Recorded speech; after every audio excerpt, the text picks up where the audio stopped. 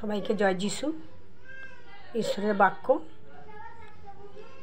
ঈশ্বর প্রথম যখন মানুষ সৃষ্টি করলেন, প্রথম মানুষের নাম আদম আর হবা। প্রথমেই আদমকে সৃষ্টি করলেন।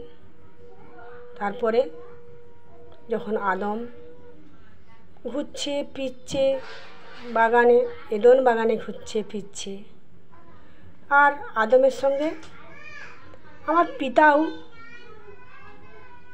কাবুতরের রূপ ধরে উনিও আছেন।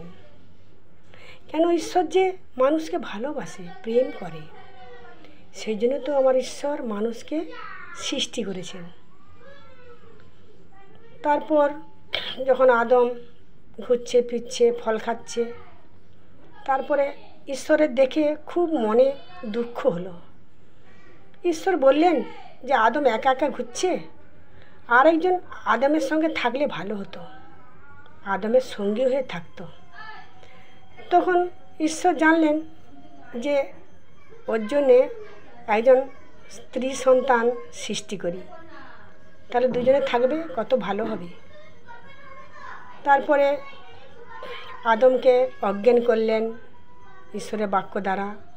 অজ্ঞান করার পরে